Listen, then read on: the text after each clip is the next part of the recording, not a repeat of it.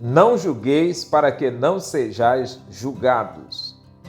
Meus queridos irmãos, será que nós, como cristãos, nós podemos olhar para a vida do nosso irmão e ver algo que ele está fazendo de errado, chamar aquele irmão e dizer, olha, isso que você está fazendo está errado, você precisa consertar a sua vida, você precisa reparar, né, o seu relacionamento com Deus? Será que nós podemos fazer isso? Ou será que a Bíblia está dizendo que você não pode julgar, que você não pode confrontar o irmão? Fique conosco que nós vamos analisar isso à luz de Mateus, capítulo 7, versículo de 1 a 5.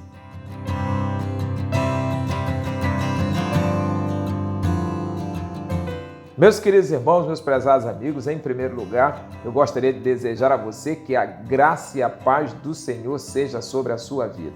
Que o Senhor esteja derramando sobre você compaixão, graça, misericórdia. Gostaria de pedir a você que ainda não é inscrito no nosso canal, para que você se inscreva, para que você possa também compartilhar o vídeo que tem aqui, curtir e fazer um comentário. Dessa forma, você nos ajuda a crescer, né, como comunidade de amor e também nos ajuda a propagar cada vez mais a mensagem de salvação. Meus irmãos, nós temos durante esses dias refletido sobre o livro de Mateus. Nós falamos sobre o Sermão da Montanha e aqui depois de Jesus ter falado tantas coisas, Jesus chega então no capítulo 7 e vai dizer o seguinte: não julgueis para que não sejais julgado, porque com o juízo com que julgardes, sereis julgado, com a medida com que tiverdes medido, vos hão de medir. E porque reparas tu no argueiro que está nos olhos do teu irmão, e não vês a trave que está no teu olho? Ou como dirás o teu irmão, deixa-me tirar o argueiro que está no teu olho, estando uma trave no teu? Hipócrita, tira primeiro a trave do teu olho, então cuidarás em tirar o argueiro do olho do teu irmão. Meus irmãos, quando nós olhamos esse texto, nós somos levados a acreditar que, como cristãos, nós não podemos olhar as coisas erradas e dizer que elas estão erradas, que nós não podemos denunciar aquilo que está ocorrendo errado dentro da sociedade, dentro da igreja, dentro da nossa família, ao nosso redor. E aí nós nos colocamos numa condição seguinte: olha, eu não vou me meter nisso. Mas o que Jesus está colocando aqui é uma questão muito mais profunda. Primeiro, Jesus está dizendo que aquele que se dispõe a julgar os atos das outras pessoas, aquele que se dispõe a avaliar as outras pessoas, ele precisa, em primeiro lugar, se colocar na condição de réu. Ele precisa, então, primeiramente, olhar para si mesmo e ver se, diante de um julgamento feito por Deus ou feito por ele mesmo, utilizando os mesmos critérios com que ele vai julgar o outro, ele será absorvido. Às vezes nós olhamos no Brasil, políticos denunciando corrupção de outros políticos. E olha o quanto eles são duros quando avaliam a corrupção exposta dos outros e dizem que esse é assim, aquele é assado. Mas muitas das vezes, decorrido algum tempo, nós vamos olhar que estes mesmos indivíduos estão incorrendo nos mesmos erros, nos mesmos pecados, que às vezes aqueles que são baluartes, da honestidade, baluarte da integridade, muitas das vezes eles não são tão íntegros quanto se pensa. E aí Jesus lhes dá alguns elementos importantes para aquele que vai ser juiz. Ele diz, a primeira coisa, o juiz precisa ser alguém coerente, precisa ser alguém disposto a entender que a sua vida tem que ser um referencial na vida dos outros. Isso mesmo, irmão. Aquele que pretende exercer justiça sobre a vida das outras pessoas precisa saber que a sua vida também será julgado. Você não pode ser julgado por um juiz corrupto, porque se você é julgado por um juiz corrupto, você vai dizer para ele, com que autoridades tu me julgas? Não, você não pode me julgar, era para você estar preso, era para você estar ser condenado por conta dos seus próprios atos. Então, meus irmãos, Jesus adverte que todo juiz precisa se colocar na condição de réu e ter a certeza de que ele será absolvido. Então, a primeira coisa que nós precisamos entender é que nós, quando nos colocamos na condição de avaliar a vida das outras pessoas, de querer ajudar as pessoas em determinadas áreas da sua vida, nós precisamos primeiro olhar para as nossas vidas e perceber que estas coisas precisam ser ajustadas também nas nossas vidas. A segunda coisa que nós aprendemos nesse texto é que o nosso olhar e deve estar voltado então para nós mesmos. Jesus vai dizer: por que reparas no argueiro ou no cisco que está nos olhos do teu irmão, enquanto existe uma trave nos teus próprios olhos? Ou seja, meus irmãos, eu preciso olhar, aquilo que está em mim que precisa ser removido. Olha, eu não estou dizendo, Jesus não está dizendo que você não deve atuar na vida de outras pessoas, no sentido de corrigir, no sentido de orientar, no sentido de instruir aquelas pessoas, mas que você deve primeiramente olhar para dentro de você. Nós devemos olhar para dentro de nós mesmos e aí perceber o que elementos precisamos ajustar, o que na nossa vida nós precisamos arrumar.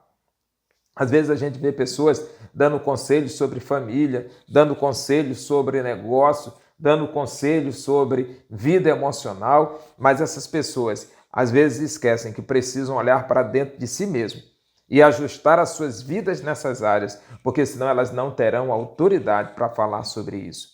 Irmãos, nós precisamos ver isso. Olha, tem coisas, eu me lembro de uma situação há muito tempo atrás, mas eu quero compartilhar isso com você. Eu fui dar um estudo na igreja, que eu era professor na escola bíblica de adolescente lá em Belém.